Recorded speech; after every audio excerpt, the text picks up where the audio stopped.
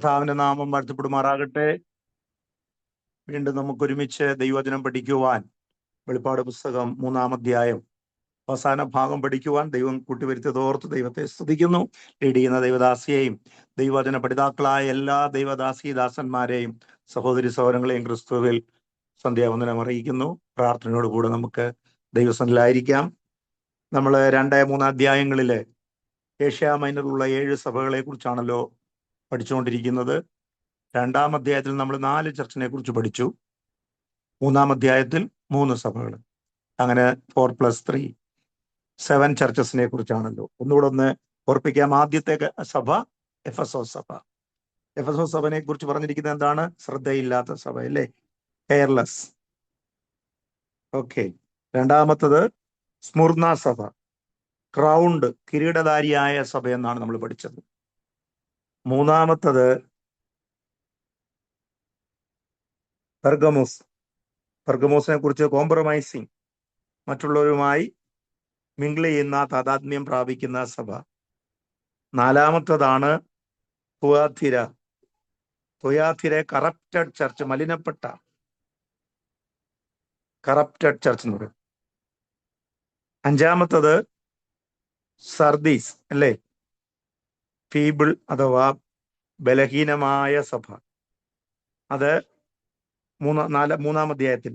6-മത്തത് Philadelphia, faithful church, വിശ്വസ്തതയുള്ള സഭ. 7-മത്തെ ഇപ്പോൾ നമ്മൾ പഠിക്കുന്നത് ആരെങ്കിലും പറയാമോ? 7-മത്തെ സഭയുടെ വിശേഷത അല്ല, അതിന്റെ ഫൂളിഷ് ചർച്ച്, ബുദ്ധിശൂന്യമായ, ഹിന്ദിയിൽ മൂർഖ്, ബുദ്ധിഹീൻ, ബുദ്ധിശൂന്യമായ സഭ ഇന്നത്തെ സഭയുടെ പ്രത്യേകതയാണ്. അപ്പൊ നമുക്ക് ഈ 7 സഭകളെ കുറിച്ചുള്ള വിശേഷതകൾ നമുക്കറിയാം. സാധാരണ നമ്മൾ പഠിക്കുന്ന പോലെ ആദ്യം ലവോദിക്കിയ സഭയുടെ കുറിച്ച് പഠിക്കുന്നതിന് മുമ്പ് ലവോദിക്കിയ നഗരത്തെ കുറിച്ച് പഠിക്കാം. ഏഷ്യ മൈനറിൽ ലൈക്കസ് നദീതടത്തിലുള്ള ഫലപുഷ്ടമായ മേഖലയിൽ, ഏഷ്യ മൈനറിൽ ലൈക്കസ് നദീതടത്തിലെ ഫലഭൂയിഷ്ടമായ മേഖലയിൽ ഫിലാദൽഫിയയിൽ നിന്ന് 70 കിലോമീറ്റർ തെക്ക് കിഴക്ക്. ഫിലാദൽഫിയയിൽ നിന്ന് 70 കിലോമീറ്റർ, ഫിലാദൽഫിയയിൽ നിന്ന് 70 കിലോമീറ്റർ തെക്ക് കിഴക്ക്. അതുപോലെ എഫസോസിൽ നിന്ന് 160 കിലോമീറ്റർ കിഴക്കുമായി.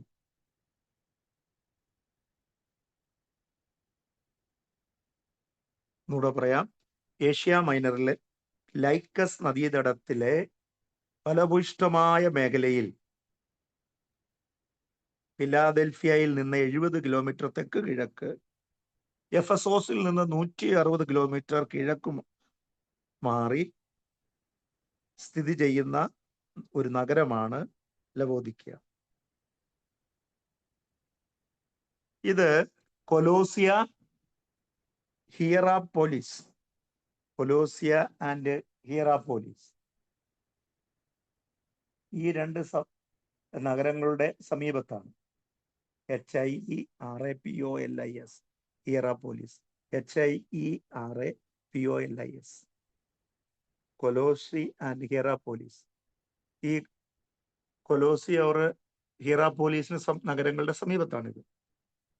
ലൈക്കസ്, LYCUS, ലൈക്കസ് വാലി, ലൈക്കസ് നദീതടത്തില്, ലൈക്കസ് താഴ്വരയിൽ. ഇത് ആക്ച്വലി ഈ പട്ടണം പണി കഴിപ്പിച്ചത് സിറിയയിലെ അന്ത്യോക്കസ്, സിറിയ ദേശത്തെ അന്ത്യോക്കസ് രാജാവ് തൻ്റെ ഭാര്യയുടെ സ്മരണയ്ക്കായി, തൻ്റെ പത്നി ലവോദിക്കിയയുടെ സ്മരണയ്ക്കായി, ആ വൈഫിന്റെ പേര് ലവോദിക്കിയ എന്നായിരുന്നു, ലവോദിക്കി. തൻ്റെ പത്നി ലവോദിക്കിയയുടെ സ്മരണയ്ക്കായി ക്രിസ്തുവിന് മുമ്പ്, അതായത് BC 250 സ്ഥാപിച്ചതാണ് ഈ നഗരം. ക്രിസ്തുവിന് മുമ്പ് ബ്രാക്കറ്റിൽ BC 250 സ്ഥാപിച്ചതാണ് ലവദുക്യ നഗരം.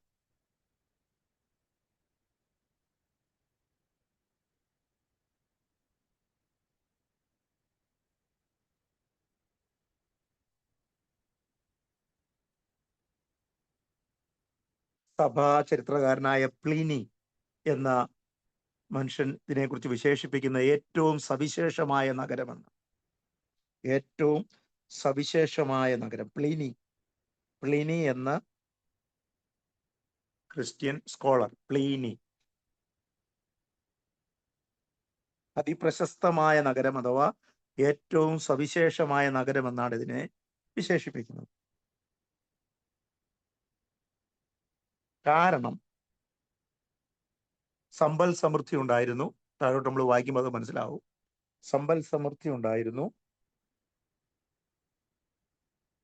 അതുകൊണ്ട് അവർക്ക് ദൈവത്തെ പോലും ആവശ്യമില്ലാത്ത വിധത്തിലായിരുന്നു അവരുടെ ജീവിതശൈലി. സമ്പൽ സമൃദ്ധി, സമ്പത്ത് കൂടുമ്പോൾ ദൈവത്തെ മറക്കുന്ന ഒരു സ്വഭാവം. മറ്റൊന്ന്, വർണ്ണ വൈവിധ്യമാർന്ന കമ്പിളി പരവതാനികൾ ഇവിടെ ധാരാളം ഉണ്ടായിരുന്നു. കമ്പിളി, വർണ്ണ വൈവിധ്യമാർന്ന കമ്പിളി വസ്ത്രങ്ങൾ, കമ്പിളി പരവതാനികൾ, അത് വളരെ വില കൂടിയതാണ്. വർണ്ണ വൈവിധ്യമാർന്ന കമ്പിളി പരവതാനികൾ ഇവിടെ ധാരാളം ഉണ്ടായിരുന്നു.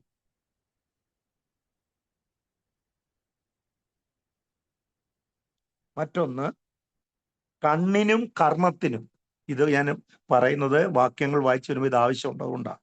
കണ്ണിനും കർണത്തിനും പ്രയോജനകരമായതും കണ്ണിനും കർണം മീൻസ് ചെവി, കണ്ണിനും കർണത്തിനും പ്രയോജനകരമായതും പ്രശസ്തവുമായ സുഖദായക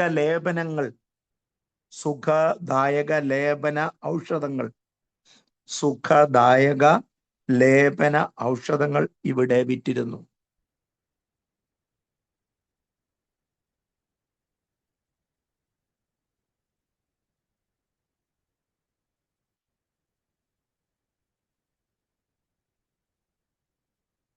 ഈ ലവദുക്യ സഭയോട് ദൂത് പറയുമ്പോൾ ഒരു വിശേഷതയുണ്ടല്ലേ?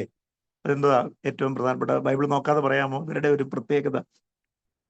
നമുക്ക് കേട്ടിട്ടുള്ള, പ്രസംഗിച്ചതും പഠിച്ചിട്ടൊക്കെ ഉള്ളത് ആരെങ്കിലും ഒന്ന് പറഞ്ഞാൽ, വിന സിസ്റ്റർ അല്ലെങ്കിൽ ജോയ് പാസ്റ്റർ, ആരെങ്കിലും ഇവരുടെ ഒരു പ്രത്യേകത?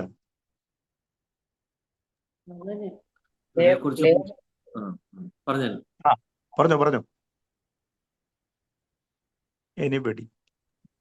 ശീതവാനോ ഉഷ്ണവാനോ? മതി, അത് കേൾക്കാനായിരുന്നു. ഇവരുടെ ഏറ്റവും വലിയ പ്രത്യേകത ശീതവാനുമല്ല ഉഷ്ണവാനുമല്ലാത്ത ഒരു സ്വഭാവ വിശേഷതയുള്ള വിശ്വാസ സമൂഹമായിരുന്നു അവിടെ ഉണ്ടായിരുന്നത്. അതിനെക്കുറിച്ച് നമ്മൾ ചിന്തിക്കാൻ പോയി. എന്തുകൊണ്ടാണ് ഇങ്ങനെ കർത്താവ് വിശേഷിപ്പിച്ചത്? ശീതവാനുമല്ല ഉഷ്ണവാനുമല്ല, ശീതോഷ്ണവാൻ എന്നാണ് ആ സഭയെക്കുറിച്ച്, മാത്രമല്ല അവിടുത്തെ ജനങ്ങളെ കുറിച്ചും അങ്ങനെ പറയുന്നത്. അത് പറയാനുള്ളൊരു കാരണമുണ്ട്, ഭൂമിശാസ്ത്രപരമായ ഒരു കാരണമുണ്ട്. അത് ഞാൻ പറയുമ്പോൾ നിങ്ങൾ ശ്രദ്ധിക്കണേ. ഇവിടുത്തെ ഏറ്റവും വലിയ വിശേഷത വെള്ളത്തിന്റെ ഷോർട്ടേജ് ആയിരുന്നു, വെള്ളത്തിന്റെ ദൗർബല്യമായിരുന്നു. ജലത്തിന്റെ ദൗർലഭ്യം ഇവിടെ ധാരാളം ഉണ്ടായിരുന്നു, അഥവാ ജലക്ഷാമം. ലവോദിക്യ പട്ടണത്തിന്റെ ഏറ്റവും വലിയ പ്രശ്നം ജലക്ഷാമമായിരുന്നു. എന്നാൽ സംഭവിച്ച കാര്യം, അങ്ങ് അകലെയുള്ള ചൂടുറവയിൽ നിന്ന് ഒരു ഉറവ പൊട്ടിപ്പുറപ്പെടുന്നുണ്ട്. ഭയങ്കര ചൂടാണ് അവിടുത്തത്. ആ ഉറവയിൽ നിന്ന് പട്ടണത്തിലേക്ക് കൃത്രിമ കനാൽ ഉണ്ടാക്കി ജലമെത്തിക്കും. ആ ഉറവയെ കുറിച്ച് പറഞ്ഞത് ചൂടുള്ള ഉറവയാണ്, ചൂടുവെള്ളമാണ് പുറത്തു വരുന്നത്. ഉഷ്ണജലം, ചൂടുറവയിലെ ഉഷ്ണജലം. സാധാരണ ഉറവയിൽ നിന്ന് വരുന്നത് തണുത്ത വെള്ളമാണ്, പക്ഷെ ഇവിടുന്ന് വരുന്നത് ഉഷ്ണജലം. അത് കനാൽ വഴി ഇവര് റൂട്ട് തിരിച്ച് നഗരത്തിലേക്ക് എത്തുമ്പോഴേക്കും അതിന്റെ ചൂട് നഷ്ടപ്പെട്ടിരിക്കും. ചൂടുറവയിൽ നിന്ന് ഉഷ്ണജലം ലവോദിക്കയിൽ എത്തുമ്പോഴേക്കും അതിന്റെ ചൂട് നഷ്ടപ്പെടും.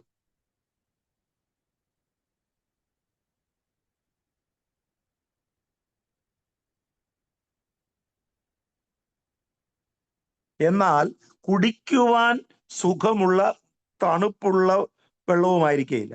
കുടിക്കാൻ ഒരു രുചിയില്ലാത്ത ചൂടിൽ നിന്നാണ് പുറപ്പെട്ടത്. പിന്നെ ഒഴുകി വരുമ്പോഴത്തേക്ക് ചൂടങ്ങ് നഷ്ടപ്പെടും. പിന്നെ തണുപ്പാണോ അതുമല്ല, ദാഹശമനത്തിന് പറ്റുമോ അതുമില്ല. ചൂട് നഷ്ടപ്പെടുന്നെങ്കിലും കുടിക്കുവാൻ സുഖമുള്ള തരത്തിൽപ്പെട്ടതാകുകയില്ല. എന്ന് പറഞ്ഞാൽ ചൂടുമില്ല തണുപ്പുമില്ല. അങ്ങനെ വാട്ടവെള്ളം, നമ്മുടെ നാടൻ ഭാഷയിൽ പറഞ്ഞാൽ വാട്ടവെള്ളം. ചൂടാണോ അതുമല്ല. ഞങ്ങളുടെ ഇവിടെയൊക്കെ ഗുജറാത്തിലൊക്കെ ആൾക്കാർക്ക് വെള്ളം ചോദിച്ചാലേ ഇച്ചിരി ചൂടുവെള്ളം തരാന്ന് പറഞ്ഞാൽ അവരങ്ങോട്ട് പോകുന്ന കാണാം. അടുക്കളയോട് കയറി വെള്ളം വെക്കും, സ്റ്റൗ അങ്ങോട്ട് ഓണാക്കും. വെക്കുന്നതും കൊള്ളാം, അവർ തിരിച്ചിങ്ങോട്ട് വെള്ളം എടുത്തോണ്ടിങ്ങി വരും. അത് കുടിച്ചാൽ, നമ്മൾ ചൂടുവെള്ളം ചോദിക്കുന്നത് തരുന്ന വെള്ളമാണ്, അത് കുടിച്ചാൽ വയറിളകിയില്ലെങ്കിലും ഉള്ള അതിശയം. അവരുടെ ചൂടുവെള്ളം അതാ. അല്ലെങ്കിൽ കുടത്തിനകത്ത് മട്കയ്ക്കകത്ത് ഫ്രിഡ്ജിലെ വെള്ളം എടുത്ത് തരും. ഇതുപോലെ ചൂടാണോ അതുമല്ല, തണുപ്പാണോ അതുമല്ലാത്ത വാട്ടവെള്ളം, ശീതോഷ്ണ ജലം. വാട്ടവെള്ളം നമ്മുടെ നാടൻ ഭാഷയെ പറയുന്ന ശീതോഷ്ണ ജലം എന്നാണ് അതിന്റെ കറക്റ്റ് പേര്. ഇതാണ് ഇവിടെ കിട്ടുന്നത്. ഈ വെള്ളത്തിന്റെ പ്രത്യേകത, ഛർദി ഉളവാക്കുന്ന മന്ദോഷ്ണ ജലം വമിക്കുന്ന ധാതു ഉറവകളിൽ നിന്നാണ് പുറപ്പെടുന്നത്. ഛർദി ഉളവാക്കുന്ന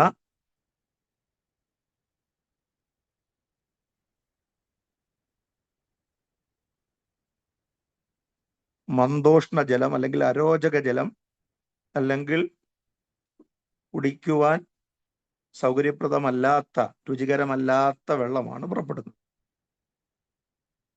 ഈ പശ്ചാത്തലത്തിലാണ് കർത്താവ് ഈ സഭയെ കുറിച്ച് പറയും. അവിടെയുള്ള ജനങ്ങളും അതുപോലുള്ള സ്വഭാവക്കാരാണ്. നമ്മൾ ഓരോ സ്ഥലത്തെയും ഭൂപ്രകൃതി, നിങ്ങൾ നോർത്ത് ഇന്ത്യയിലൊക്കെ പ്രവർത്തിക്കുന്നവർക്കറിയാം. രാജസ്ഥാനിലെ ചില പ്രദേശങ്ങളിലെ ആൾക്കാരുടെ സ്വഭാവം, ഞാൻ പോന്നോണ്ടാ പറയുന്നത്, നമ്മുടെ ബിജോയ് പാസ്റ്ററൊക്കെ അറിയായിരിക്കും. അവിടുത്തെ മണ്ണും കല്ലും അവിടുത്തെ ഭൂമി സംബന്ധമായ അവരുടെ ആൾക്കാരുടെ ആ സ്വഭാവം പോലെ തന്നെ. ഗുജറാത്തിന്റെ സ്വഭാവം വേറൊരു സ്വഭാവം. ഓരോ സംസ്ഥാനം, ആന്ധ്രാപ്രദേശ്, ഇപ്പം കാലാവസ്ഥ അനുസരിച്ച്, ഭൂപ്രകൃതി അനുസരിച്ച് ജനത്തിന്റെ സ്വഭാവവും ചെറിയ ചെറിയ മാറ്റങ്ങളുണ്ടാകും. നിങ്ങൾ എത്ര പേര് അത് ശ്രദ്ധിച്ചിട്ടുണ്ടെന്ന് എനിക്കറിയത്തില്ല. ഓരോ സംസ്ഥാനങ്ങളിലും, ഓരോ രാജ്യങ്ങളിലും, ഓരോ ഭൂഖണ്ഡങ്ങളിലും അതിൻ്റെതായ പ്രത്യേകതയുണ്ട്. സൈബീരിയൻ റഷ്യയുടെ പ്രദേശങ്ങളിൽ, അതുപോലെ ആഫ്രിക്കൻ പ്രദേശങ്ങളിൽ, മിഡിൽ ഈസ്റ്റില്, ഇന്ത്യയുടെ വിവിധ സംസ്ഥാനങ്ങളിൽ, ഇങ്ങനെ വ്യത്യസ്തമായ മണ്ണുമായും ഭൂമിയുമായും ബന്ധപ്പെട്ട് ജനത്തിന്റെ സ്വഭാവത്തെ അത് ബാധിക്കുന്നുണ്ടെന്നുള്ള ഒരു സത്യാവസ്ഥ പറഞ്ഞതേ ഉള്ളൂ. ഈ പശ്ചാത്തലത്തിലാണ് കർത്താവ്, നീ ശീതവാനുമല്ല ഉഷ്ണവാനുമല്ല, ശീതോഷ്ണവാനാകിയാൽ എന്ത് ചെയ്യുന്ന പറഞ്ഞേ, ബലേബേഷ് കൊള്ളാം, നല്ലതാണെന്ന് പറഞ്ഞു. അല്ല, ഞാൻ നിന്നെ വായിന്ന് മണ്ണുകളയും, അല്ലേ? യെസ്, എന്നറിയാൻ വേണ്ടി പറഞ്ഞതാണ്. ഇപ്പൊ സിറിയയിലെ അന്ത്യോക്കസ് രാജാവാണ് തന്റെ പത്നിക്ക് വേണ്ടി ഇത് പണി കഴിപ്പിച്ചുള്ളത്, മറക്കരുത്. ഇനി ഇന്നത്തെ പേര്, ലവദുക്കിയുടെ ടുഡേസ് നെയിം, ഇന്നത്തെ പേര് എസ്കി ഹിസാർ, ഹിസാർ എന്ന പേരിലാണ് ഇന്ന് അറിയപ്പെടുന്നത്. ഇത് തുർക്കികളുടെ കൈവശമാണ് എന്നുള്ളത്. തുർക്കി രാജ്യത്താണ്, തുർക്കികളുടെ കൈവശമാണ് എസ്കി ഹിസാർ. 18-ാമത്തെ വാക്യത്തിൽ പറയുന്നത് പോലെ തന്നെ, ദൈവം പറഞ്ഞതുപോലെ ദൈവത്തിന്റെ വായിൽ നിന്ന് അവരെ ഉമിഞ്ഞു കളഞ്ഞു എന്ന് പറഞ്ഞാൽ, ശ്രദ്ധിക്കണേ, ഒരൊറ്റ ക്രിസ്ത്യാനിയും അവിടെ ഇല്ല. ലവദുക്കിയ നഗരത്തില് ദൈവം ഫോഷ്ക്ക് പറയുന്നവനല്ലല്ലോ. ദൈവത്തിന്റെ പ്രത്യേക ഇവിടെ നമ്മൾ ആദ്യ വാക്യം പോന്നാലും വായിക്കാൻ പിന്നീട്. അപ്പൊ ഒരു ക്രിസ്ത്യാനിയുള്ള, മുസ്ലിങ്ങൾ മാത്രമാണ് അവിടെ ഉള്ളത് ഇന്നത്തെ പശ്ചാത്തലത്തിൽ. ഇന്നത്തെ പേര് എസ്കി ഹിസാർ, തുർക്കികളുടെ രാജ്യം. പക്ഷെ നമ്മൾ 1-ാം നൂറ്റാണ്ടിലെ ഈ സഭയെ കുറിച്ച് പറയുമ്പോൾ BC 250 സ്ഥാപിച്ചതാ നഗരം. 1-ാം നൂറ്റാണ്ടിൽ ഇവിടെ നല്ലൊരു സഭയുണ്ടായിരുന്നു. ഇതിന്റെ തുടക്കകാര്യം നോക്കിയാൽ, അപ്പോസ്തലനായ പൗലോസിന്റെ മിഷണറി യാത്രയുമായി ബന്ധപ്പെട്ട്, ഞാനത് വിശദീകരിക്കാൻ സമയമെടുക്കുന്നില്ല. നമ്മുടെ എപ്പപ്രാസും ഒന്ന് രണ്ട് വാക്കുകൾ പറയാം. ലവദോക്യ ക്രിസ്തീയ സഭയെ കുറിച്ച് പറയാം. പൗലോസിന്റെ എഫെസോസിലെ പ്രവർത്തനങ്ങളോട് ഹെഡിങ് എഴുതിക്കോ, ലവദോക്യയിലെ ക്രിസ്തീയ സഭ അല്ലെങ്കിൽ ക്രിസ്തീയ സഭയുടെ ആരംഭം.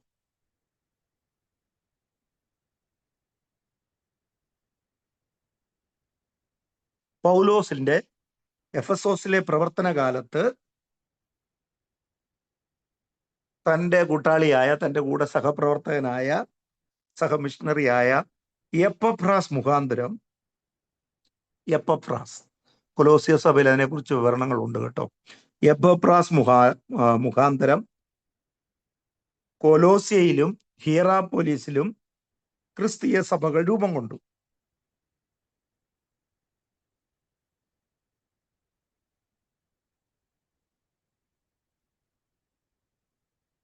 എന്നാൽ അർഹിപ്പാസ് എന്ന ആളായിരുന്നു ഈ സഭയിലെ ആദ്യത്തെ അധ്യക്ഷൻ എന്ന് അനേക വേദപണ്ഡിതന്മാർ പറയുന്നു. വില്യം ബാർക്ലെ മുതലായ വേദപണ്ഡിതന്മാരുടെ പഠനശേഖരത്തിൽ അർഹിപ്പാസ് ആയിരുന്നു ഇവിടുത്തെ ആദ്യ അധ്യക്ഷൻ. പക്ഷേ സഭാധ്യക്ഷൻ പോയി പ്രവർത്തിച്ചതൊക്കെ ആരായിരുന്നു? എപ്പഫ്രാസ്.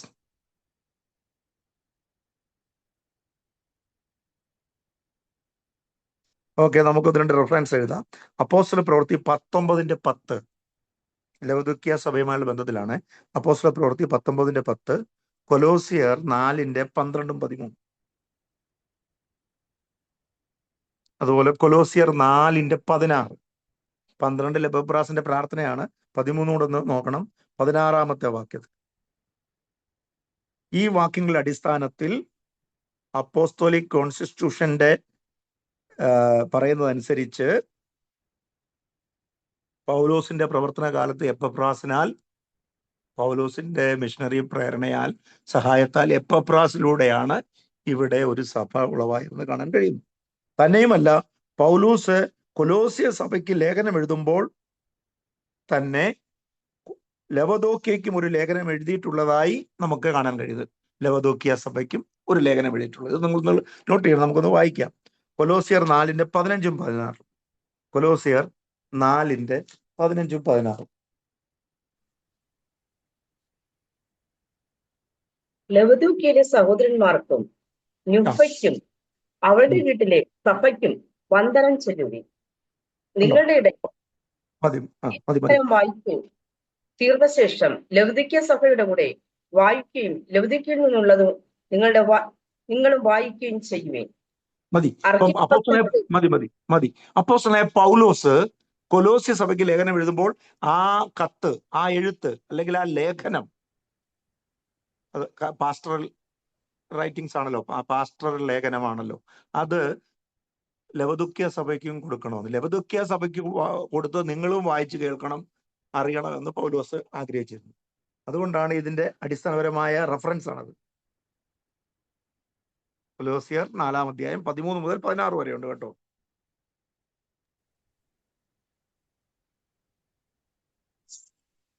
ഏകദേശം 34 വർഷത്തോളം ശക്തമായി മുന്നോട്ട് പോയിരുന്ന ഒരു സഭയായിരുന്നു ഈ ലവദോക്യ സഭ. ഓക്കെ, നമുക്കിനി അതിന്റെ വിഷയത്തിലേക്ക് വരാം.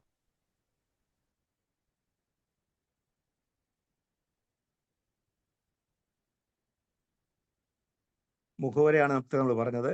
ഇനി പ്രശംസയെ കുറിച്ച് സിസ്റ്റർ ഓൾറെഡി പറഞ്ഞു. ഇതിനെക്കുറിച്ച് വലിയ പ്രശംസയൊന്നുമില്ല. ലവദോക്യ സഭയെ കുറിച്ച് പ്രശംസയൊന്നുമില്ല. നമുക്കൊന്ന് വായിക്കാം. 14 മുതൽ വായിച്ച ശേഷം നമുക്ക് ആ ഭാഗങ്ങളൊന്ന് ചിന്തിക്കാം. ലവദോക്യയിലെ സഭയുടെ ദൂതന് എഴുതുക, വിശ്വസ്തനും സത്യവാനുമായ സാക്ഷിയായി ദൈവസൃഷ്ടിയുടെ ആരംഭമായ ആമേൻ എന്നുള്ളവൻ അരുളി ചെയ്യുന്നത്. ഓക്കെ, അപ്പൊ ഓരോ അങ്ങനെ മതി അങ്ങനെ പോ, അല്ലെങ്കിൽ സമയം പോകും. അപ്പൊ ആദ്യത്തേത് ദൂത് നൽകുന്ന കർത്താവിന്റെ സവിശേഷത. മുഖവുരയിൽ ഈ പ്രവചന ദൂത് സഭയ്ക്ക് നൽകുന്ന നമ്മുടെ കർത്താവിന്റെ സവിശേഷത ഹെഡിങ് എഴുതുക, ദൂത് നൽകുന്ന കർത്താവിന്റെ സവിശേഷത. 14-ാം വാക്യത്തിൽ 3 കാര്യം അവിടെ പറഞ്ഞിട്ടുണ്ട്. 1 വിശ്വസ്തൻ, 2 സത്യവാൻ, 3 ദൈവ സൃഷ്ടിയുടെ ആരംഭമായ ആമേൻ എന്ന നാമമുള്ളവൻ എന്നുള്ളവൻ. അപ്പൊ കർത്താവിന്റെ വിശേഷത 3 കാര്യങ്ങളാണ്. 1 വിശ്വസ്തൻ, 2 സത്യവാൻ, സത്യവാനായ സാക്ഷി എന്നാണ് സത്യവാൻ എന്ന് ഉദ്ദേശിക്കുന്നത്. 1 വിശ്വസ്തൻ, 2 സത്യവാനുമായ സാക്ഷി. അങ്ങനെ എഴുതണേ, സത്യവാനുമായ സാക്ഷി. 3 ദൈവ സൃഷ്ടിയുടെ ആരംഭമായ ആമേൻ എന്നുള്ളവൻ അരുളിച്ചെയ്യുന്നു. 3-ാം അധ്യായത്തിന്റെ 14, 15, 21 ഈ 3 വാക്യങ്ങളിലോട്ട് ചെയ്യുക. 3-ന്റെ 14 ഇപ്പൊ വായിച്ചത്, പിന്നെ 15, 21. അപ്പൊ കർത്താവ് വിശ്വസ്തനാണ്, സത്യവാനായ സാക്ഷിയാണ് എന്നുള്ള കാര്യം ആദ്യം പറയുന്നത്. 2 വിശേഷത. യെഹെസ്കേൽ പ്രവാചകൻ യെഹെസ്കേൽ 1:9,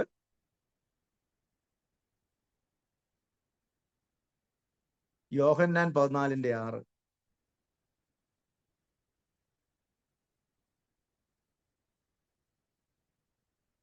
യോഹന്നാൻ 18:37, യോഹന്നാൻ 3:11. അപ്പൊ ആദ്യം ഞാൻ പറഞ്ഞത് യെഹെസ്കേൽ അല്ല, യോഹന്നാൻ തന്നെ.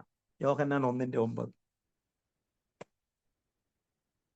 യോഹന്നാൻ 1:9, യോഹന്നാൻ 14:6, യോഹന്നാൻ 3:11, യോഹന്നാൻ 18:37. ഇവിടെ എല്ലാം കർത്താവിനെ വിശ്വസ്തനും സത്യവാനുമായ സാക്ഷി എന്ന് വിശേഷിപ്പിക്കുന്നു. ഇനി അടുത്തത് ദൈവ സൃഷ്ടിയുടെ ആരംഭമായ ആമേൻ. കർത്താവിന് കൊടുത്തിരിക്കുന്ന മറ്റൊരു വിശേഷണതയാണ് ദൈവ സൃഷ്ടിയുടെ ആരംഭമായ ആമേൻ. എത്ര പേർക്കറിയാം കർത്താവിന് ആമേൻ എന്ന പേരുണ്ട്?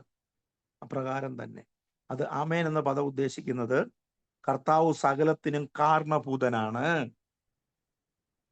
ഇവിടെ ഉദ്ദേശിക്കുന്ന പദത്തിന്റെ വിശേഷത നമ്മുടെ കർത്താവ് സകലത്തിനും കാരണഭൂതനാണ്. അതുകൊണ്ടാണ് ദൈവ സൃഷ്ടിയുടെ ആരംഭമായ ആമേൻ എന്ന് പറഞ്ഞത്. സകലത്തിനും കാരണഭൂതനാണ്. നമുക്ക് 2 റെഫറൻസ് നോക്കാം. യോഹന്നാൻ 1:3 എഴുതിയിട്ട് വായിച്ചാൽ മതി. 1 യോഹന്നാൻ 1:3, കൊലോസിയർ 1:15 മുതൽ 18 വരെ. ഒന്ന് വായിച്ചാട്ടെ.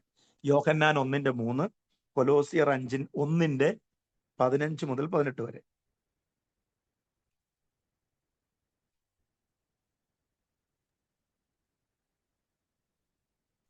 സകലവും അവൻ മുഖാന്തരം ഉളവായി, ഉളവായതൊന്നും അവനെ കൂടാതെ ഉളവായതല്ല. അത് ഇൻഡയറക്റ്റ് ആയിട്ട് പറയുക. ആമേൻ. ദൈവ സൃഷ്ടിയുടെ ആരംഭം യേശുവിനാലാണ് ഇതെല്ലാം ഉളവായത്. യേശുവിന്റെ ദൈവത്വത്തിന്റെ വിശേഷതയാണ്. രണ്ടാമത്തത് കൊലോസിയർ 1:15 മുതൽ 18 വരെ. അവൻ അദൃശ്യനായ ദൈവത്തിന്റെ പ്രതിമയും സർവസൃഷ്ടിക്കും ആദ്യജാതനുമാകുന്നു. സ്വർഗത്തിലുള്ളതും ഭൂമിയിലുള്ളതും ദൃശ്യമായതും അദൃശ്യമായതും, സിംഹാസനങ്ങളാകട്ടെ, കർത്തൃത്വങ്ങളാകട്ടെ, വാഴ്ചകളാകട്ടെ, അധികാരങ്ങളാകട്ടെ, സകലവും അവൻ മുഖാന്തരം സൃഷ്ടിക്കപ്പെട്ടു. അവൻ മുഖാന്തരവും അവനായിട്ടും സകലവും സൃഷ്ടിക്കപ്പെട്ടിരിക്കുന്നു. അവൻ സർവത്തിനും മുമ്പേ ഉള്ളവൻ, അവൻ സകലത്തിനും ആധാരമായിരിക്കുന്നു. അവൻ സർവത്തിനും മുമ്പേ ഉള്ളവനും, ഇത് നോട്ട് ചെയ്യണം, സർവത്തിനും ആധാരമായിരിക്കുന്നവനും. വായിച്ചാട്ടെ. അവൻ സഭ എന്ന ശരീരത്തിന്റെ തലയുമാകുന്നു. മതി. അപ്പോൾ സർവത്തിനും മുമ്പേ ഉള്ളവൻ, ദൈവത്വം, ക്രിസ്തു. ഇന്നും അനേകരെ യേശു ദൈവം അല്ലെന്നും പറഞ്ഞുകൊണ്ട് യൂട്യൂബിലും ഒക്കെ ഒത്തിരി വന്നോണ്ടിരിക്കുക. നിങ്ങൾ ശ്രദ്ധിച്ചോണം. ഇത് കൂടുതലത് അത് ഒന്ന് നോട്ട് ചെയ്താൽ മാത്രം മതി, അങ്ങോട്ട് പോകണ്ട. യേശുവിന്റെ പിശാച് അന്തിമകാലത്ത് യേശുവിന്റെ ദൈവത്വത്തെ ചോദ്യം ചെയ്ത് അനേകരെ തെറ്റിച്ചുകൊണ്ടിരിക്കുന്ന കാലത്ത് യോഹന്നാൻ 1:3 കൊലോസിയർ 1-ാം അധ്യായം 15 മുതൽ 18 വരെയുള്ള വാക്യങ്ങൾ ശാന്തമായിട്ടൊന്ന് ധ്യാനിച്ചു നോക്കണം. അതിന്റെ റെഫറൻസ് ഒക്കെ എടുത്ത് അതിനൊന്ന് നിങ്ങളൊന്ന് സ്റ്റഡി ചെയ്ത് നോക്കിയാൽ മണവാളനായ ക്രിസ്തുവിനെ കൊലോസ്യ ലേഖനത്തിലൂടെ പൗലോസ് വരച്ചു കാട്ടുമ്പോൾ യേശു ആരാണെന്ന് ഇന്നത്തെ സഭകളിൽ ഇതൊക്കെ വെളിപ്പെടുത്തി കൊടുക്കേണ്ടത് അത്യാവശ്യമാണ്. യേശുവിനെ മനസ്സിലാക്കണം. യേശു ആരാണ്? യേശുവിന്റെ ഡിവിനിറ്റി, യേശുവിന്റെ ദിവ്യത്വം കുറഞ്ഞ പക്ഷം നമ്മളെങ്കിലും അത് അറിഞ്ഞിരിക്കുന്നത് നല്ലതാണ്. നാം അറിഞ്ഞാൽ അനേകർക്ക് പറഞ്ഞു കൊടുക്കാൻ പറ്റും. നിങ്ങളേത് സമയം ഇല്ലെങ്കിൽ ഇത് പറഞ്ഞു തരുന്നതിന്റെ വിശേഷത അതാണ്. ഇനിയും അടുത്തത് ആമേൻ എന്ന പദത്തെക്കുറിച്ച് പറയുകയാണ്. എബ്രായ ഭാഷയിൽ സത്യമായി എന്നുള്ളതിന് പകരം ഉപയോഗിക്കുന്ന പദമാണ് ആമേൻ. സത്യമായി, സത്യമായിട്ട് എന്നുള്ളതിന് പകരം ഉപയോഗിക്കുന്ന പദമാണ് amen. Amen actually amen amen ആമേൻ നമ്മൾ മലയാളത്തിൽ പറഞ്ഞാൽ ആമേൻ ആക്കി. എയ്മേൻ, ആമേൻ. ഒരു റെഫറൻസ് യെശയ്യാവ് 65:16. അവിടെ ഇൻഡയറക്റ്റ് ആയിട്ട് അത് കാണുന്നുണ്ട്. യെശയ്യാവ് 65:16 എബ്രായ ഭാഷയിൽ അവിടെ ആമേൻ എന്നുള്ള പദമാണ്. അതേപോലെ ഇപ്പൊ വായിക്കേണ്ട സമയമില്ല, ഗ്രീക്കിലും ഇതേ അർത്ഥത്തിലാണ് ഉപയോഗിച്ചിരിക്കുന്നത്. നിങ്ങൾക്ക് എല്ലാവർക്കും അറിയാമെന്ന് തോന്നുന്നു. ലോകത്തിലെ ഏത് രാജ്യത്ത് പോയാലും ഏത് ഭാഷക്കാരുടെ ചെന്നാലും ട്രാൻസ്ലേഷൻ ഇല്ലാത്ത 2 പദം, ബൈബിളിലെ പദം എന്തൊക്കെയാ? ഒന്ന് ആമേൻ, മറ്റൊന്ന് ഹല്ലേലൂയ. ഹല്ലേലൂയയുടെ അർത്ഥം പ്രൈസ് ദി ലോർഡ് എന്നാണെങ്കിലും അത് അർത്ഥമാണ്. പക്ഷെ എല്ലായിടത്തും ഉപയോഗിക്കുന്നത്, ഇസ്രായേലിൽ പോയാലും ഓസ്ട്രേലിയയിൽ പോയാലും ആഫ്രിക്കയിൽ പോയാലും ഉഗാണ്ടയിൽ പോയാലും ഗൾഫ് കൺട്രീസിൽ പോയാലും ആമേൻ ആമേൻ തന്നെ, ആമേൻ. അതുപോലെ ഹല്ലേലൂയ. നമ്മൾ ഓരോ പ്രാവശ്യം ആമേൻ എന്ന് പറയുമ്പോൾ കർത്താവിന്റെ ദൈവത്വവുമായി സൃഷ്ടിയുടെ ആരംഭത്തിലുള്ള സർവ്വസൃഷ്ടിയുടെ ആരംഭത്തിന് കാരണമായി തീർന്ന ദൈവത്തെയാണ് നമ്മൾ ആമേൻ എന്ന് പറയുന്നത്. അപ്പോൾ തന്നെ സത്യമായിട്ട് എന്നുള്ളതാണ് അതിന്റെ അർത്ഥം. ഇനി യോഹന്നാൻ 3:3 കർത്താവ് ഇത് ഉപയോഗിച്ചിട്ടുള്ളത്. യോഹന്നാൻ 3:3, 3:5, 11 വെർലി വെർലി ഇംഗ്ലീഷ്, സത്യമായിട്ട് ഞാൻ നിങ്ങളോട് പറയുന്നു. അവിടെ മൂലഭാഷയിൽ ഏമേൻ ഏമേൻ എന്നാണ്. മലയാളത്തിൽ വന്നപ്പോൾ സത്യമായിട്ട് അല്ലേ? അങ്ങനെയല്ലേ? സത്യമായിട്ടെന്നല്ലേ? യോഹന്നാൻ 3:3, അതുപോലെ 3:5, 3:11 കർത്താവ് തന്നെ ഉരുവിട്ടതാണ്. ഇനി പൗലോസും ഇതേ ആശയം തന്നെ വിശേഷിപ്പിച്ചിട്ടുണ്ട്. 2 കൊരിന്ത്യർ 1:20. അതൊന്ന് വേണമെങ്കിൽ വായിക്കാം. പൗലോസൊക്കെ ഉപയോഗിച്ച ഭാഷ ഗ്രീക്ക് ഭാഷ. അതുകൊണ്ടാണ് ഞാനത് എബ്രായ ഭാഷയിൽ ആമേൻ എന്ന പദം, ഗ്രീക്ക് ഭാഷ യേശു ഉപയോഗിച്ച അരാമിക് ഭാഷയിലും പൗലോസ് ഉപയോഗിച്ച ഗ്രീക്ക് ഭാഷയിലും ആമേൻ എന്ന പദപ്രയോഗം. 2 കൊരിന്ത്യർ 1:20 വായിച്ചാട്ട്. ദൈവത്തിന്റെ വാഗ്ദത്തങ്ങൾ എത്രയുണ്ടെങ്കിലും അവനിൽ ഉവ്വോ എന്നത്രേ. അതുകൊണ്ട് ഞങ്ങളാൽ ദൈവത്തിന് മഹത്വം ഉണ്ടാകുമാറ് അവനിൽ ആമേൻ എന്നും തന്നെ. അവനിൽ ആമേൻ എന്ന് തന്നെ എന്ന് വെച്ചാൽ ദൈവത്തിന്റെ വാക്കുകൾ മാറുന്നതല്ല. ആമേൻ എന്ന് മാത്രം. ആമേൻ എന്ന് പറഞ്ഞാൽ അതിന് നമ്മൾ ചുമ്മാതല്ല ആമേൻ എന്ന് പറയുന്നത്, അത് വാസ്തവമാണ്, സത്യമായതാണ്, മാറാത്തതാണെന്നാണ് ആമേൻ എന്ന പദം നമ്മൾ പറയുമ്പോൾ അർത്ഥമാക്കുന്നത്. ദൈവസ്ഥലം ചിലപ്പോൾ ദൈവത്തിന്റെ ആ വിശേഷത, ദൈവത്തിന്റെ പ്രവൃത്തികൾ, ദൈവത്തിന്റെ സ്വഭാവം മാറാത്തതാണെന്ന് ആ പദപ്രയോഗത്തിലൂടെ അരക്കിട്ടുറപ്പിക്കും. അതുകൊണ്ട് ആമേൻ പദം പറയുന്നത് ശ്രദ്ധിച്ചോണം. ആമേൻ എന്ന പദം കർത്താവ് മാറാത്തവൻ, കർത്താവ് സത്യവാൻ എന്നുള്ളതാണ് അതിൻ്റെ റിയൽ മീനിങ്. അപ്പോൾ തന്നെ കർത്താവിന്റെ ഉത്തരവാദിത്വവും സൃഷ്ടികാരത്വവും പരമമായ അധികാരവും ഈ പദപ്രയോഗത്തിലുണ്ട്. 3 കാര്യങ്ങൾ എഴുതിക്കോ. ആമേൻ എന്ന പദപ്രയോഗത്തിൽ, ആമേൻ എന്ന പദത്തിൽ കർത്താവിന്റെ ഉത്തരവാദിത്വം, 2 സൃഷ്ടികാരത്വം ക്രിയേറ്റീവ് പവർ, 3 പരമമായ അധികാരം. എത്ര പേര് ഇതുവരെ ശ്രദ്ധിച്ചിട്ടുണ്ട്? ആമേൻ എന്ന് ചുമ്മാ അങ്ങ് പറഞ്ഞു വിടുക നമ്മള്. ഹലോ, ആമേൻ എന്ന പദം പറയുമ്പോൾ കർത്താവിന്റെ സ്വർഗ്ഗം സന്തോഷിക്കുക വാക്ക് കേൾക്കുമ്പോൾ. കർത്താവിന്റെ ഉത്തരവാദിത്വം, കർത്താവ് നമ്മളുള്ള റെസ്പോൺസിബിലിറ്റി എന്തെല്ലാം ആണ്. 2 സൃഷ്ടിയുടെ പവർ, 3 കർത്താവിന്റെ പരമമായ സൂപ്പർ നാച്ചുറൽ പവർ. കർത്താവിന്റെ സർവ അധികാരത്തെ ഇത് വ്യക്തമാക്കുന്നു. 3 കാര്യങ്ങൾ: കർത്താവിന്റെ ഉത്തരവാദിത്വം, കർത്താവിന്റെ സൃഷ്ടികാരത്വം, കർത്താവിന്റെ പരമമായ അധികാരം.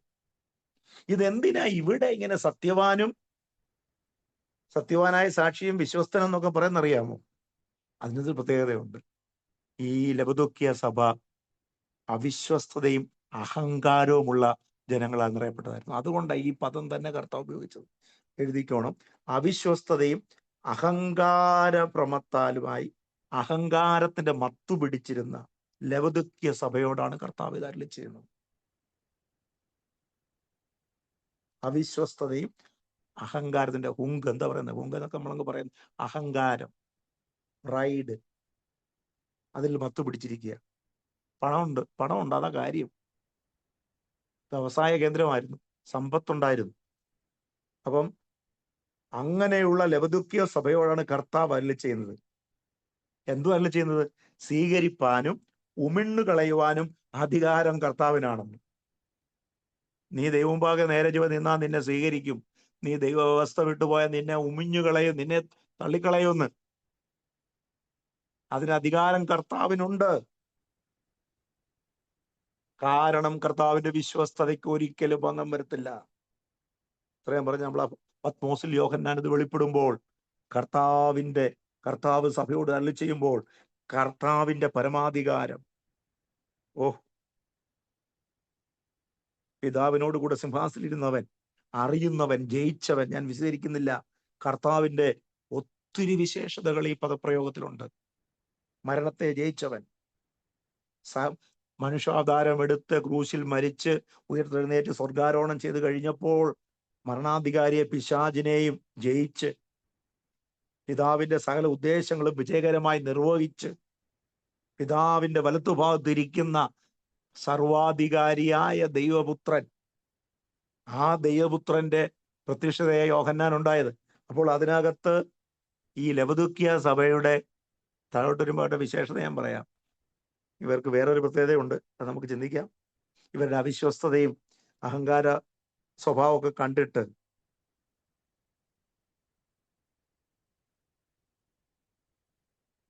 ആണ് ദൈവം ഇപ്രകാരം അരുളി ചെയ്തത്.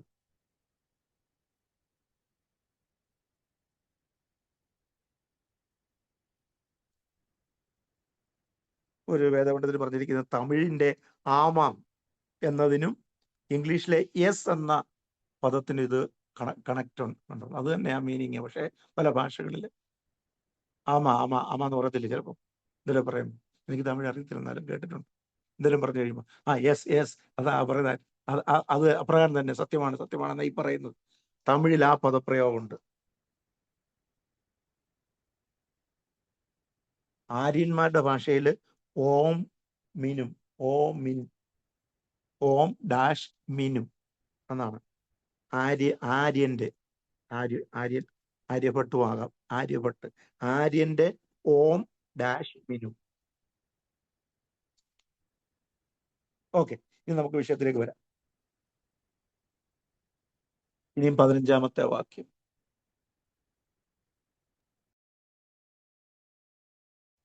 ഞാൻ നിന്റെ പ്രവൃത്തി അറിയുന്നു, നീ ഉഷ്ണവാനുമല്ല ശീതവാനുമല്ല. ശീതവാനോ ഉഷ്ണവാനോ ആയിരുന്നുവെങ്കിൽ കൊള്ളാമായിരുന്നു.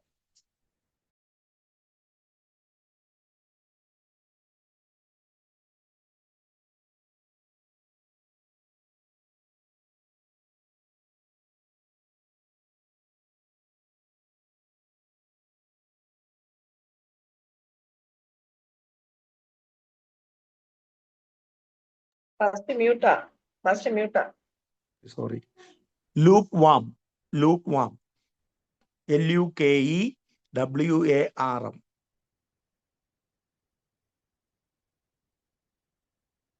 എന്താ പറയുന്നത്?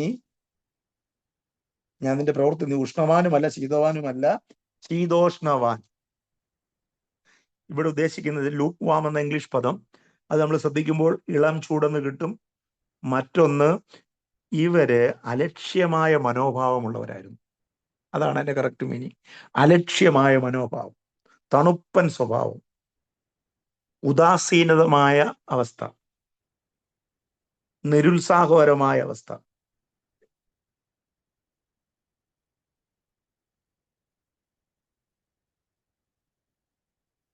എന്ന് പറഞ്ഞാൽ ലവദുക്യ സഭ ശീതോഷ്ണമായതിനാൽ ആത്മീയമായ ഉദാസീനമാണ്. ചൂടുമല്ല തണുപ്പുമല്ല, സമ്പത്തും ഉണ്ട്. പിന്നെ ആത്മീയമായിട്ട് എന്താ? വേണമെങ്കിൽ പ്രാർത്ഥന കയറാം, അല്ലെങ്കിൽ ഇരിക്കും, പിന്നെ പ്രാർത്ഥന, ഇങ്ങനെയൊക്കെ പറയത്തില്ലേ? അങ്ങനെയുള്ളൊരവസ്ഥ. അതാണ് ഉദാസീനത, ഉപയോഗശൂന്യത, അലക്ഷ്യമായ മനോഭാവം, നിരുത്സാഹപരം, ഉത്തരവാദിത്വമില്ലാത്തൊരവസ്ഥ.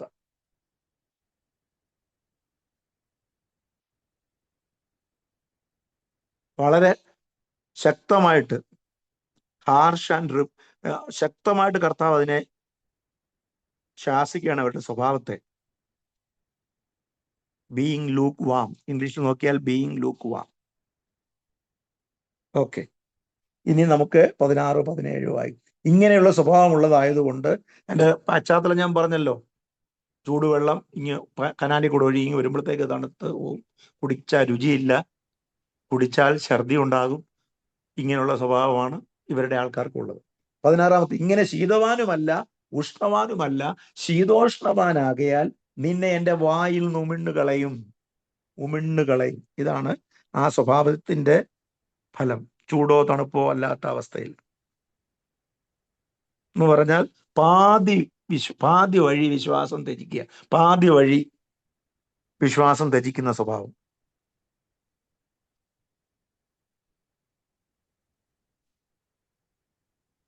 ഓക്കെ, ഇനി നമുക്ക് 17 വാക്യത്തിൽ വരാം. 17 വാക്യം വായിച്ചാട്ടെ.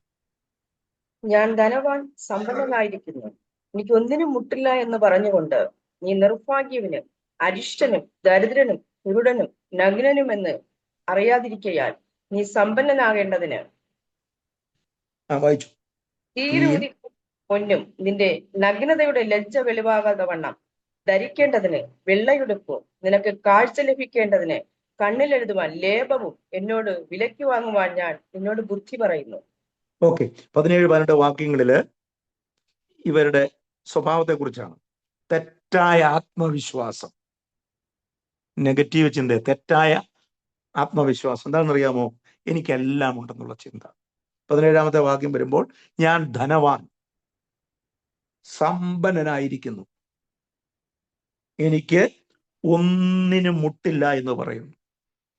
ഇത് ലവദുക്യ സഭയുടെ ഒരു വിശ്വാസികളുടെ, അവിടുത്തെ ജനത്തിന്റെ അവരുടെ ഒരു പ്രത്യേകതയായിരുന്നു. സമ്പത്തുണ്ട്, ഒന്നിനും മുട്ടില്ല.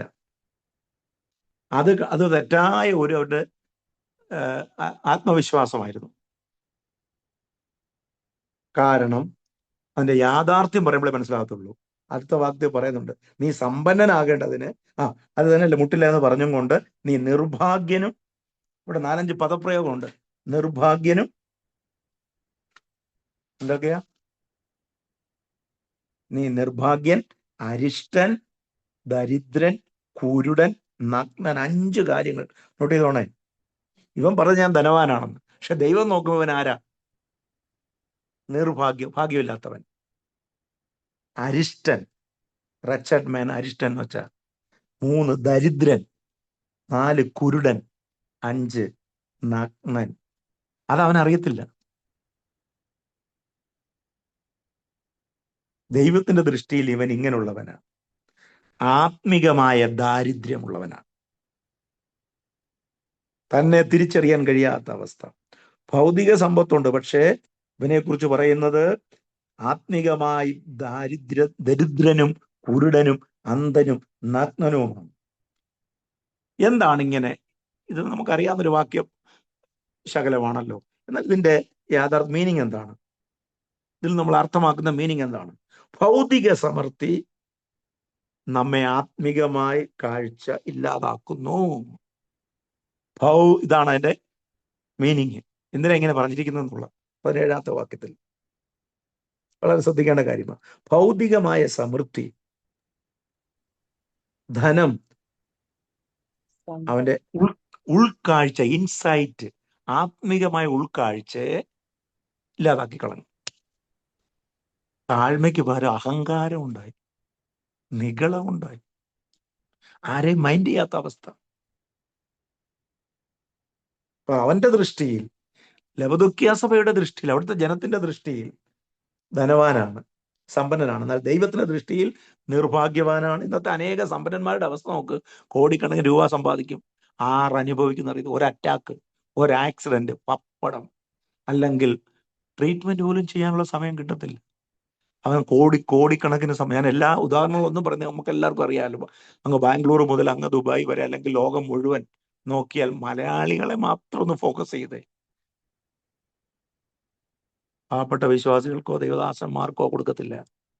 അല്ലെങ്കിൽ ക്രിസ്തീയ സമൂഹത്തിൽ എത്ര ക്രൈസ്തവരുടെ ഇടയിൽ തന്നെ ഉണ്ട്, മലയാളികളുടെ ഇടയിൽ സമ്പാദിച്ചു കൂട്ടുക. ദൈവം നോക്കുമ്പോൾ നിർഭാഗ്യവാൻ, ദരിദ്രൻ, നഗ്നൻ, ആയിരക്കണക്കിന് വസ്ത്രം കാണും വീട്ടിൽ അലമാരിക്കകത്ത്. ദൈവം പറയുന്നു ഒന്നുമില്ലാത്തവനാണ്, നിർഭാഗ്യവാനാണെന്ന് പറയുന്നത്. കാരണം യഥാർത്ഥ സമ്പത്ത് ഇതൊന്നും അല്ല. Praise the Lord. 18-ാമത്തെ വാക്യം വായിച്ചാട്ടെ. തീയിൽ ഊതിക്കഴിച്ച പൊന്നും നിന്റെ നഗ്നതയുടെ ലജ്ജ വെളിവാകാതെ വണ്ണം ധരിക്കേണ്ടതിന് വെള്ളയുടുപ്പും നിനക്ക് കാഴ്ച ലഭിക്കേണ്ടതിന് കണ്ണിൽ എഴുതുവാൻ ലേപവും എന്നോട് വിലയ്ക്ക് വാങ്ങുവാൻ ഞാൻ എന്നോട് ബുദ്ധി പറയുന്നു. ഇത് നോക്കണേ. ദൈവം പറഞ്ഞ ക്രൈസ്തവ സഭയുടെ, ഞാൻ അതിന്റെ മാർമിക വശം അവരെ നിങ്ങൾ നോട്ട് ചെയ്തോണം. ക്രൈസ്തവ സഭയുടെ യഥാർത്ഥ ധനം പൊന്നും വെള്ളിയും ഒന്നും അല്ല. ആണോ ദൈവമക്കളെ? ക്രിസ്തീയതയുടെ യഥാർത്ഥ സമ്പത്ത് എന്താണ്? പൊന്നും വെള്ളിയാണോ? അല്ല. പൈസയാണോ? അല്ല. അതുകൊണ്ടാണ് അപ്പോസ്തല പ്രവൃത്തി 3:16 പത്രോസും യോഹന്നാനും പറഞ്ഞത്, വെള്ളിയും പൊന്നും എനിക്കില്ല, എനിക്കുള്ളത് നിനക്ക് തരുന്നു നസറായനായ യേശു. അതാണ് നമ്മുടെ സമ്പത്ത്. ആരെങ്കിലും രണ്ടുപേരും ഒന്ന് പാടാമോ? എന്റെ സമ്പത്തെന്നു ചൊല്ലുവാൻ വേറെയില്ലൊന്നും, യേശു മാത്രം സമ്പത്താകുന്നു. ഇത് പാടുക അനുഭവിക്കുകയും ചെയ്യുന്നവരാണ് യഥാർത്ഥ ധനികർ. നമ്മുടെ സമ്പത്ത് കർത്താവായി മാറട്ടെ. നമ്മുടെ വഴി കർത്താവാ, നമുക്കുള്ള ഒരു സകലത ഒരുക്കുന്ന കർത്താവാ. ടെൻഷൻ അടിച്ചിട്ടൊന്നും കാര്യമില്ല. നമ്മുടെ സമ്പത്ത്, അതിന് ഒത്തിരി തെളിവുകളുണ്ട് ബൈബിളില്, വാക്യങ്ങളുണ്ട്. ഫിലിപ്പിയ ലേഖനത്തിലും പുതിയ നിയമത്തിലും ഒക്കെ ഒത്തിരി, പഴയ നിയമത്തിലും ഉണ്ട്. എങ്ങോട്ട് പോകുന്നില്ല. നമ്മുടെ സമ്പത്ത് ദൈവമാകട്ടെ, ക്രിസ്തു ആകട്ടെ നമ്മുടെ ആമേൻ സമ്പത്ത്. അതിനോടുകൂടെ സകലതും കർത്താവ് നൽകിത്തരും. മുമ്പേ അവന്റെ രാജ്യവും നീതിയും അന്വേഷിപ്പീൻ. കർത്താവിന്റെ രാജ്യം നീതി, അതോടുകൂടെ സകലതും നൽകിത്തരും. ഞാൻ അങ്ങോട്ടും പോകുന്നില്ല. ആമേൻ. അപ്പോൾ എന്താണ് തീയിൽ നീ സമ്പന്നനാകേണ്ടതിന് തീയിൽ ഊതിക്കഴിച്ച പൊന്നെന്ന് പറയാൻ കാര്യം, അഗ്നി കൊണ്ട് ശുദ്ധീകരിച്ചതായി പൊന്ന്. അന്ന് ഉപമിച്ച് അതിന്റെ അർത്ഥം വിശ്വാസം. നിന്നെ ഒന്ന് അനുഭവിപ്പിച്ച്, ഇപ്പൊ ജീവിതത്തിൽ പഠിച്ച് ക്രിസ്തീയ ജീവിതത്തിലെ കഷ്ടതകളിലൂടെ, ഞെരുക്കങ്ങളിലൂടെ, ഇടുക്കങ്ങളിലൂടെ അനുഭവിച്ച് പുറത്തു കൊണ്ടുവരുന്ന വിശ്വാസം, ഇവിടെ ഉദ്ദേശിക്കുന്ന വിശ്വാസം ക്രിസ്തീയ വിശ്വാസത്തിൽ അഗ്നിയിൽ ശോധന ചെയ്ത്, അല്ലെങ്കിൽ അഗ്നിയിൽ ശുദ്ധീകരിച്ച പൊന്നുപോലെ ആത്മീകമായി സമ്പന്നനാകുവാൻ തീയിലൂതി കഴിച്ച പൊന്ന്, അത് വിശ്വാസം. അടുത്തത്, ഈ ഇവിടുത്തെ ആൾക്കാരെ ഒത്തിരി വസ്ത്രധാരണത്തിലും ഇവർ സമ്പന്നരാണല്ലോ. അപ്പൊ അതുകൊണ്ട് ഇവരുടെ വസ്ത്രധാരണത്തിലെ ഒത്തിരി കളറുള്ളതും കറുത്ത കളറും, ഞാനതെല്ലാം വിശദീകരിക്കുന്നില്ല, കറുത്ത കളറുള്ള വസ്ത്രങ്ങൾ ധരിക്കുന്ന ഒരു സ്വഭാവം ശ്രേഷ്ഠ ദൈവമാർക്കുണ്ടായിരുന്നു. അതുകൊണ്ട് പറയുന്നത് വെളുത്ത വസ്ത്രം, ഇവിടെ വെളുത്ത വസ്ത്രം എന്ന് എടുത്തു പറഞ്ഞിട്ടുണ്ട് അല്ലേ? നിന്റെ നഗ്നതയുടെ ലജ്ജ വെളിവാകാതെ വണ്ണം ധരിക്കേണ്ടതിന് വെള്ളയുടുപ്പും. ഈ വെള്ളയുടുപ്പ് എന്നുള്ളത് നീതിയുള്ള ജീവിതം. നോട്ട് ചെയ്യുക, വെളുത്ത വസ്ത്രം അത് വിശുദ്ധിയെ കാണിക്കുന്നു, അപ്പോൾ തന്നെ നീതിയെ കാണിക്കുന്നു. നീതിയുള്ള വസ്ത്രം ജീവിതത്തിലെ വിശുദ്ധി, ജീവിത സ്വഭാവത്തെ കാണിക്കുകയാണ് വെളുത്ത വസ്ത്രം. മൂന്നാമത്, നിനക്ക് കാഴ്ച ലഭിക്കണം. കണ്ണ് അന്ധനൊന്നും അല്ല, കാണാനൊക്കെ പറ്റും. ഇവിടെ പറയാം, നിനക്ക് കാഴ്ച ലഭിക്കേണ്ടതിന് എന്ത് ചെയ്യണം? കണ്ണിൽ എഴുതുവാൻ ലേപവും. ഉദ്ദേശിക്കുന്നത് ആത്മീകമായ കാഴ്ച ഉണ്ടാകേണ്ടതിന്, ആത്മീകമായ കാഴ്ചയ്ക്കായിട്ട് നീ ദൈവത്തിൽ നിന്ന് പ്രാപിക്കുന്ന അനുഭവത്തെ കുറിച്ചാണ് ഇത് പറയുന്നത്. ആമേൻ.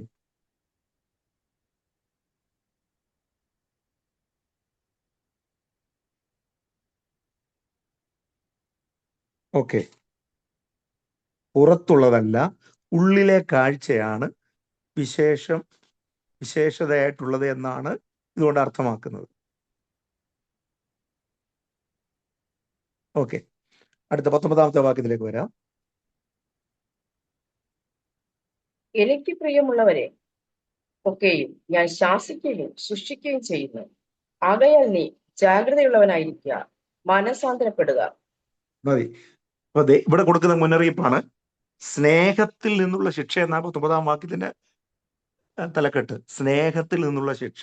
ദൈവം പറയുക, ദൈവം സ്നേഹിക്കുന്നവരെ ശാസിക്കുകയും ശിക്ഷിക്കുകയും തിരുത്തുകയും ചെയ്യും. ശ്രദ്ധിച്ചോണം. ദൈവം സ്നേഹിക്കുന്നതുകൊണ്ട് ചില ശിക്ഷകൾ, ചില ശാസനകൾ, ചില തിരുത്തുകൾ നൽകുന്നത്. എന്താണ് അതുകൊണ്ട് അർത്ഥമാക്കുന്നത്? ഒരു മാറ്റം നമ്മിൽ ആവശ്യമുണ്ട്. ദൈവം നമ്മളെ തള്ളിക്കളഞ്ഞെന്നുള്ളതല്ല, പശ്ചാത്താപത്തോടെ കുറ്റം ഏറ്റുപറഞ്ഞ്, തെറ്റുകൾ ഏറ്റുപറഞ്ഞ് ഉപേക്ഷിച്ച് ദൈവത്തിങ്കിലേക്ക് മടങ്ങി വരുവാനുള്ള ദൈവജനത്തിനുള്ള ആഹ്വാനം. ഇങ്ങനെയൊക്കെ ആണെങ്കിലും നിങ്ങൾ ദൈവത്തിങ്കിലേക്ക് മടങ്ങി വരണം. എനിക്ക് പ്രിയമുള്ളവരെ, ഇതിന്റെ ഇടയിൽ നിന്നും ദൈവം പറയും, എനിക്ക് പ്രിയമുള്ളവരെ ഞാൻ കൂട്ടിവരുത്തും, ഞാൻ ശിക്ഷിക്കും, ശാസിക്കും. അതുകൊണ്ട് നീ എന്ത് ചെയ്യണം? ജാഗ്രതയുള്ളവനായിരിക്കുക, അഥവാ മാനസാന്തരപ്പെടുക. ജാഗ്രതയും വേണം, മാനസാന്തരപ്പെടും. പശ്ചാത്തപിച്ച് നിന്റെ സ്വഭാവം മാറ്റി, ഗർവം, അഹങ്കാരം, അഹന്ത മാറ്റി മടങ്ങി വരുവാൻ ദൈവാത്മാവ് ആഹ്വാനം ചെയ്യുന്നു. 20ാമത്തെ വാക്യം എല്ലാവർക്കും അറിയാവുന്ന ഒരു വാക്യമാണ്. ഇവിടെ കർത്താവ് ഇവരോടൊരു കാര്യം പറയുന്നു. ഞാൻ വാതിൽക്കൽ നിന്ന് മുട്ടുന്നു. ആരെങ്കിലും എന്റെ ശബ്ദം കേട്ട് വാതിൽ തുറന്നാൽ ഞാൻ അവന്റെ അടുക്കൽ ചെന്ന് അവനോടും അവൻ എന്നോടും കൂടെ അത്താഴം കഴിക്കും. ഇവിടെ പറയുന്നുണ്ടോ? ജയിക്കുന്നവൻ, ഓരോരുത്തരോട് വ്യക്തിപരമായി ദൈവം വിളിക്കുന്ന ഒരു വിളിയുടെ ശ്രേഷ്ഠത ഇവിടെ കാണുന്നത്. ഞാൻ വാതിൽക്കൽ നിന്ന് മുട്ടുന്നു. ആരെങ്കിലും ആ ശബ്ദം കേട്ടോ, ആരെങ്കിലും വ്യക്തിപരമായി ദൈവം വിളിക്കുക. എന്നിട്ട് വാതിൽ തുറന്നാൽ എന്ന് കർത്താവ് പറയുന്നതിന്റെ അർത്ഥം എന്താ അറിയാമോ? തീരുമാനം നമ്മുടെ കയ്യിലാണ്, ഡിസിഷൻ നമ്മുടെ കയ്യിലാണ്. ദൈവം മുട്ടും, കർത്താവ് വന്ന് പ്രവർത്തിക്കാനായിട്ട് ദൈവം വന്ന് മുട്ടുക, വാതിക്കൽ മുട്ടുക. തുറക്കേണ്ടത് നമ്മളാ എന്ന് പറഞ്ഞാൽ തീരുമാനം എടുക്കേണ്ടത് നമ്മളാ. എങ്ങോട്ടുണ്ടെങ്കിലും തിരിക്കാം. നമ്മളെടുക്കുന്ന തീരുമാനം അനുസരിച്ച് നമുക്ക് റിസൾട്ട് കിട്ടും. നന്മയായാലും തിന്മയായാലും കർത്താവിന് വേണ്ടി ഹൃദയംഗമായിട്ട് പൂർണ്ണമായി സമർപ്പിച്ച് ഹൃദയം വിട്ടുകൊടുത്ത് കർത്താവിന്റെ വേലയ്ക്ക് അല്ലെങ്കിൽ കർത്താവിന്റെ ഇഷ്ടത്തിന് ഏൽപ്പിച്ചു കൊടുത്താൽ ദൈവമഹത്വം വെളിപ്പെടും. അതല്ല, റിബലിയസ് ആയാൽ, ഇസ്രായേൽ മക്കളെ പോലെ മറുത്തു മത്സരിച്ചാൽ വാളിനിരയാകും, ദൈവകോപത്തിനിരയാകും. അല്ലെങ്കിൽ കർത്താവിനോടുള്ള കൂട്ടായ്മ, നിങ്ങളോട് കൂടെ ഞാൻ അവന്റെ അടുക്കൽ വന്ന് അവൻ എന്നോട് കൂടെ അത്താഴം കഴിക്കും എന്ന് പറഞ്ഞാൽ ആ ദൈവിക സംസർഗമാണ് അവിടെ ആഗ്രഹിക്കുന്നത്. ദൈവിക കൂട്ടായ്മ, കർത്താവിനോട് കൂടെയുള്ള ആത്മീയ സംസർഗം. നമ്മളിലാണ് തീരുമാനം. കർത്താവ് വാതിക്കൽ വന്ന് മുട്ടുകയാണ്. ആ വാക്യം ശ്രദ്ധിച്ചോ? ഞാൻ വാതിക്കൽ നിന്ന് മുട്ടുന്നു, ആരെങ്കിലും എന്റെ ശബ്ദം കേട്ട്. ദൈവം വിളിക്കുന്ന ദൈവമാ. 50ാം സങ്കീർത്തനത്തിൽ ഭൂമിയുടെ ഉദയം മുതൽ അസ്തമയം വരെയും മനുഷ്യപുത്രന്മാരെ വിളിക്കുന്നു. ദൈവം വിളിക്കുന്നുണ്ട്. പക്ഷെ ദൈവവിളി കേട്ട് ദൈവശബ്ദം തിരിച്ചറിഞ്ഞ് ആ തീരുമാനത്തിൽ എത്തിയാൽ ദൈവം അവരെ അനുഗ്രഹിക്കും. 21ാം വാക്യത്തില് ജയിക്കുന്നവർക്കുള്ള പ്രതിഫലം വായിച്ചാട്ടെ. ജയിക്കുന്നവന് ഞാൻ എന്നോട് കൂടെ എന്റെ സിംഹാസനത്തിൽ ഇരിക്കുവാൻ വരം നൽകും. ഞാനും ജയിച്ച് എന്റെ പിതാവിനോടുകൂടെ അവന്റെ സിംഹാസനത്തിൽ ഇരുന്നത് പോലെ തന്നെ. ഇവിടെ ജയിക്കുന്നവനുള്ള വരം, ജയിച്ച് എന്റെ സിംഹാസനത്തിൽ ഇരിപ്പാൻ വരം നൽകും. ഞാനും ജയിച്ച് എന്റെ പിതാവിനോടുകൂടെ അവന്റെ സിംഹാസനം ഇരുന്നത് പോലെ തന്നെ. എന്താ അർത്ഥമാക്കുന്നറിയാമോ? എന്റെ സിംഹാസനത്തിൽ എന്ന് പറയുന്നത് സഹസ്രാബ്ദ വാഴ്ചയിലെ കർത്താവിനോട് കൂടെയുള്ള വാഴ്ച, കർത്താവിനോട് വാഴുന്ന അനുഭവത്തെയാണ് പറയുന്നത്. കർത്താവ് രാജാധിരാജായ ഭൂമിയിൽ വാഴുമ്പോൾ ജയിക്കുന്നവർക്ക് ദൈവം കൊടുക്കുന്ന അധികാരങ്ങളിൽ, വാഗ്ദാനങ്ങളിൽ ഒന്നാണ് എന്താണ് വായിക്കുന്നത്? ജയിക്കുന്നവൻ ഞാൻ എന്നോട് കൂടെ സിംഹാസനത്തിൽ ഇരിപ്പാൻ വരം നൽകും. ദാവീദിന്റെ സിംഹാസനം, കർത്താവിന് വേണ്ടി ഒരുക്കിയിരിക്കുന്ന കർത്താവിന്റെ സിംഹാസനം, അതിനോട് ചേർന്ന് ദൈവമക്കൾക്കും കർത്താവിനോട് കൂടെ ഇരിക്കുവാൻ. അതിന് ഒരു വാക്യം മാത്രം വായിക്കാം. യോഹന്നാൻ 14:1, 2, 3 വാക്യം നമുക്കറിയാമല്ലോ. എന്താ? നിങ്ങൾ ഹൃദയം കലങ്ങി പോകരുത്, എന്നിൽ വിശ്വസിപ്പീൻ, എൻ്റെ പിതാവിനും വിശ്വസിപ്പീൻ. എൻ്റെ പിതാവിൻ്റെ ഭവനത്തിൽ അനേക വാസസ്ഥലങ്ങളുണ്ട്, ഇല്ലെങ്കിൽ ഞാൻ നിങ്ങളോട് അറിയിക്കുമായിരുന്നു. ഞാൻ അടുത്ത വായിച്ചാട്ടെ, ആരും കിട്ടിയെങ്കിൽ. ഞാൻ പോയി സ്ഥലമൊരുക്കിയാൽ, തുടർന്നുള്ള വാക്കം ഒന്ന് ശ്രദ്ധിച്ച്. ഞാൻ ഞാൻ നിങ്ങൾക്ക് പോയി നിങ്ങൾക്ക് സ്ഥലമൊരുക്കാൻ പോകുന്നു. സ്ഥലമൊരുക്കിയാൽ ഞാൻ ഇരിക്കുന്ന ഇടത്ത് നിങ്ങളും ഇരിക്കേണ്ടതിന് പിന്നെയും വന്ന് നിങ്ങളെ എന്റെ അടുക്കൽ ചേർത്തുകൊള്ളും. ഞാൻ ഇരിക്കുന്നിടത്ത്, കർത്താവ് ഇരിക്കുന്നിടത്ത് തൻ്റെ മക്കൾക്കും വാസസ്ഥലം ഒരുക്കും, കൂടെ ഇരുത്തുമെന്ന്. ഈ വാക്യം കൂടെ ചേർന്ന് മൂന്നാമത്തെ വാക്യമല്ലേ അത്? അതെ. 14 യോഹന്നാൻ 14:3. അപ്പൊ ജയിക്കുന്നവനാണ് ഈ പദവി കർത്താവ് നൽകുന്നത്. ഞാനും ജയിച്ചിരുന്നത് പോലെ എന്ന് കർത്താവ് പറഞ്ഞു. പാപങ്ങൾക്ക് പരിഹാരം വരുത്തി മൽക്കീസേദക്കിന്റെ ക്രമപ്രകാരം എന്നേക്കുമുള്ള പുരോഹിതനായി കർത്താവ് വന്ന് ജയിച്ച് പാപത്തെയും മരണത്തെയും പിശാചിനെയും ജയിച്ച് പിതാവിന്റെ വലത്തുഭാഗത്തിരിക്കുന്നത് പോലെ, റെഫറൻസ് ഉണ്ട്, ഞാൻ പറയാം, നിങ്ങൾ നോട്ട് ചെയ്താൽ മതി. ക്രിസ്തുവിനോട് കൂടെ നാം ഇരിക്കുന്നു. വെളിപ്പാട് പുസ്തകം 22:1 ആ ക്രിസ്തുവിനുമുള്ള സിംഹാസനത്തെ കുറിച്ച് കാണുന്നു. ചില വാക്യങ്ങൾ മത്തായി 26:64 ദൈവത്തിന്റെ വലത്തുഭാഗത്ത് കർത്താവ് ഇരിക്കുന്നതിനെ കുറിച്ച്. മത്തായി 26:64, മർക്കോസ് 16:19, കൊലോസിയർ 3:1,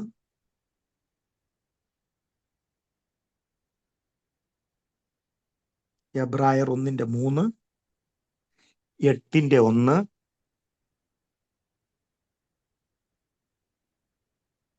എബ്രായർ 10:13,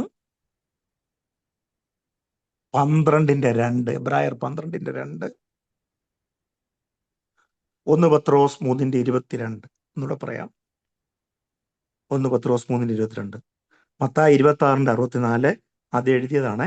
മർക്കോസ് 16:19, കൊലോസിയർ 3:1, എബ്രായർ 1:3, 8:1, 10:13, 12:2, 1 പത്രോസ് 3:22. അതുപോലെ വെളിപ്പാട് 22:1. ജയിക്കുന്നവർക്ക് ക്രിസ്തുവിനോട് കൂടെയുള്ള വാസം, കർത്താവിനോട് കൂടെ ലഭിക്കുന്ന പദവിയാണ് ഇവിടെ അർത്ഥമാക്കുന്നത്, വിവക്ഷിക്കുന്നത്. ഓക്കെ, അപ്പോൾ ലവദുക്യ ഇത്രയും കുറവുകൾ അവർക്കുണ്ടെങ്കിലും അതിൽ നിന്ന് ആരെങ്കിലും ഇതൊക്കെ അതിജീവിച്ച് ജയിച്ച് മുന്നേറി വന്നാൽ കർത്താവിനോട് കൂടെ ഇരുത്തുമെന്നുള്ള വാഗ്ദാനവും കർത്താവ് നൽകുന്നു. ഇതാണ് നമുക്ക് സ്വീകരിക്കാൻ പറ്റുന്നത്. ഏകദേശം ലവദുക്യ സഭയെക്കുറിച്ചുള്ള കാര്യങ്ങൾ. അവസാനം പറയുന്നത്, ആത്മാവ് സഭകളോട് പറയുന്നതെന്ന് ചെവിയുള്ളവൻ കേൾക്കട്ടെ. ഈ 7 സഭകളിലും പറയുന്ന ഒരു കാര്യം, ചെവിയുള്ളവൻ കേൾക്കട്ടെ. അപ്പം നമുക്ക് ചെവിയുണ്ടല്ലേ, അപ്പം നമുക്ക് കേൾക്കാം, ഗ്രഹിക്കാം. ആമേൻ. അപ്പം 2-3 അധ്യായം, ഒരു ഭാഗം തീർന്നു. ആദ്യ ഭാഗം 1-ാം അധ്യായമായിരുന്നു കർത്താവിൻ്റെ വെളിപ്പാട്, കർത്താവിനെ യോഹന്നാൻ കണ്ടത്, ആ കർത്താവിൻ്റെ പ്രത്യക്ഷത, കർത്താവിൻ്റെ വർണ്ണന. 2-3 അധ്യായങ്ങൾ ഏഷ്യ മൈനറിലുള്ള 7 സഭകൾക്ക് എഴുതാൻ പറഞ്ഞ് സഭകളോടുള്ള ദൂത്. ഇനിയാണ് സ്വർഗം തുറന്ന് 4-5 അധ്യായങ്ങളിൽ, അടുത്ത ക്ലാസ് മുതൽ നമുക്ക് 4-5 അധ്യായങ്ങളിൽ സ്വർഗീയ അനുഭവം, സ്വർഗം തുറന്നിട്ട് കാണുന്ന കാഴ്ചപ്പാട്. നമ്മൾ ടേണിങ്ങിലേക്ക് വരിക. അപ്പം 1-ാം ഭാഗം കഴിഞ്ഞു. 1-ാം ഭാഗം എന്ന് പറഞ്ഞാൽ 1-ാം അധ്യായം, 2-3 ഒരു പ്രത്യേക ഭാഗം, സഭകളുള്ള ദൂത്. ഇനി സ്വർഗീയമായ ദർശനങ്ങൾ, ആ വെളിപ്പാടുകൾ. അത് കഴിഞ്ഞ് 6-ാം അധ്യായം മുതൽ അങ്ങ് ലോങ് ആയിട്ട് 18 അധ്യായം വരെ വലിയ സംഭവങ്ങൾ, ഇനി നടക്കാനിരിക്കുന്ന കാര്യങ്ങൾ. പിന്നെ 19, 20, 21, 19, 20, പിന്നെ 21, 22, അങ്ങനെ നമ്മൾ ഈ ഭാഗം തീർക്കുന്നത്. 4-5 കൂടെ കഴിഞ്ഞിട്ട് വേറൊരു വിഷയത്തിലേക്ക് നമ്മൾ കടക്കും. ആമേൻ. പീഡനകാലത്തെക്കുറിച്ചും അത് അങ്ങോട്ട് പഠിച്ചു വരും. 4-5 അധ്യായങ്ങൾ, 4-ാം അധ്യായം അടുത്ത ക്ലാസ്സിൽ പഠിക്കാം. ദൈവം നമ്മളെ അനുഗ്രഹിക്കട്ടെ. 7 സഭകളെ കുറിച്ചുള്ള കാര്യങ്ങൾ മനസ്സിലായെന്ന് വിശ്വസിക്കുന്നു, ഗ്രഹിച്ചു, എഴുതിയെന്ന് വിശ്വസിക്കുന്നു. ദൈവം നമ്മളെ എല്ലാവരെയും അനുഗ്രഹിക്കട്ടെ. Thank you everybody.